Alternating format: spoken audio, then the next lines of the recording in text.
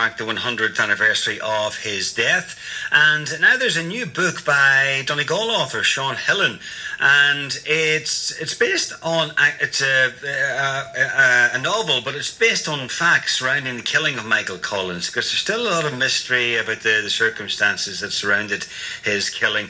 And Sean worked at the UN Media Centre in New York, was also a journalist for the Irish Times and the Irish Echo, and joins us now on the line, hopefully, from Romania. Sean, good afternoon. I'm not sure what time it is there. Good afternoon. It's 2:30 here, John. We're 2 hours ahead of you. Okay. And how are things in Romania at the moment? Well, there's a little nervousness because, as you might know, Romania has a border with Ukraine. And there's a major NATO event going on this week here with top heads from different countries gathered here in Bucharest. And yesterday and today, to be honest, there were several armoured helicopters going overhead. Probably, practice, but still, people are a little nervous being so close to Ukraine. And they have long memories about Russia taking over Romania during the Second World War. Absolutely, and when you've got a neighbour like Mr. Putin, then I suppose anything's possible, and it would be a bit unnerving. All right, okay, let's focus on this book. And as I was saying at the start, there's been so much talk about Michael Collins all week and programs on TV and so on. But you did your own research into this book, even though it's a novel. You decided to go down to Cork and down to Bale and go to the Collins Museum down there. Yes, it is important, John, as a writer, and I'm a tutor at Ireland Writing Retreat, an international writing retreat in Gweedore in Donegal for the last 8 years.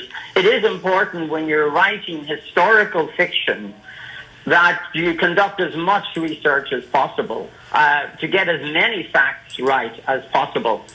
And so I went down to Bale na Bla to literally have a first-hand look at the ambush site and the area around it. And I also went to the Michael Collins House Museum, and I talked to various officials there. And so based upon that, and also my research of articles or books, for example, by Tim Pat Coogan, who edited the Irish Press, which was a De Valera company. He edited it for 20 years and wrote at least 2 biographies, one on Michael Collins and the other on Eamon De Valera. So a lot of research in print and on the internet, and then the physical visits to Cork. Okay, so your book is based on all of the accounts, actually, that of what's believed to have happened on the day, but you do take artistic license at the same time in the book. To add to the drama. After all, it is a novella, and because I'm so much in love with my adopted home in Gweedore, Donegal plays a key role in location insofar as I have the driver of the tender, of the armoured car that Michael Collins was driving in. I have him leave his home in Dublin soon after the ambush in anguish, and he comes to the Gaeltacht to live, and he tells his family that really it's the only place where he feels the ideals of the heroes of 1916 for a true socialist republic could ever happen. Okay, because I neglected at the start to give the title of the book. The title is Driver's Diary, Death at the Mouth of the Flowers. So in this book, the driver for Michael Collins is from Donegal and returns to Donegal after the death. Yes, and he leaves a diary which his great-grandson finds by accident while clearing up his cottage, his great-grandfather's cottage. After he dies, he finds the diary in an attic, and as the driver of the car in which Michael Collins was killed, he writes exactly what he believes happened on that fateful day on August 24th, 1921 in Bale na Bla. and he brings it to a journalist who also lives in West Donegal, who has worked for various national newspapers and in the United States, asking him what he should do with this extremely sensitive diary that, if revealed, could literally transform or help transform maybe Irish society, because it contains revelations that might be shocking to many people. What's your thoughts on having been down to Cork and done your research and been to the site and been to the museum and talked to some experts? Give me your thoughts on what actually happened on the day, and also just your impression of having been down there and been out to Beal na Bláth. Well, I absolutely don't believe that most of the stories one hears about how he was killed. Some fantastic stories about how, for example, Michael Collins had several drinks on him, that he was a bit reckless. Someone even wrote on my Facebook that he had learned that Michael Collins didn't have any experience in military combat, which is absolutely ridiculous, because he was not only involved in 1916, he was involved in the Civil War, and he actually won the Civil War.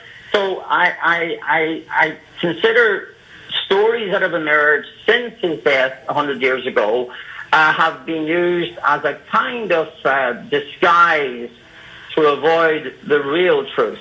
And the fact that under a government order in 1932, all files related to the Civil War were burned simply adds more puzzlement to an ever greater mystery. I know that, for example, some people say that the shooter, the killer, was a fellow called Dennis Sonny O'Neill, who was a former member of the RIC, but Sonny O'Neill was discharged from the British Army because he had an injured arm, and it was dusk when Collins was hit by one single bullet. So it was 7:30 p.m. and someone with an injured arm probably isn't going to be that lucky with a single shot. So I rule out Dennis Sonny O'Neill being the killer. I think that evidence points to, and I say points to, De Valera's involvement somehow. Now, he may not have known the exact facts, he may have been directly involved, who knows, but because those files were burned, we will probably never know, and by extension, those that De Valera was closest to, and that included the Catholic Church. If you consider that, when, you know the golden rule, John, in journalism, follow the money, well, it means follow the power. Who or what had most to gain from the death of Collins? Collins was the most popular, charismatic man in Ireland that day. He was no doubt going to be President of Ireland. And Michael Collins was no friend of the Catholic Church. In a speech in London in 1909, he actually said, what to do with the priests? I'd exterminate them. And that's a matter of record, historical record. And even in Cork, he considered actually executing the Bishop of Cork at the time, because he said that what's the use of killing idiotic people who are spies if we leave someone like him alive? So one has to look at who and what has most to gain. And of course, De Valera was very, very close to the Catholic Church. He was quite close to the Archbishop of the time in Blackrock, and it's where De Valera actually ended up living, in Blackrock. But they couldn't have done it alone. I do believe that MI6 were involved. MI6, more specifically MO4. MO4 was a group of agents called the Silent Section. There were 175 members of them sent to Dublin in the spring of 1919. They were known formally as the Dublin District Special Branch. And believe you me, and to Collins, they were called the Cairo Gang. And when Collins and his men, called the Squad, assassinated 14 agents on Bloody Sunday. His men were called the 12 Apostles. When they killed 14 British agents, you can imagine MI6, MO4, call it what you will, they wanted revenge. So, well, the reality is, I suppose, mystery and intrigue continues to this day, and because all those files were destroyed, as you said, we may never find out the full truth. But if you want to take a sideways look, maybe to what happened, and if you want to read a book of historical fiction, then it's called Driver's Diary: Death at the Mouth of the Flowers. And am I right in saying that it's available online and free, perhaps until Sunday? Yes, it's available if people enter IrelandWritingRetreat.com. IrelandWritingRetreat.com.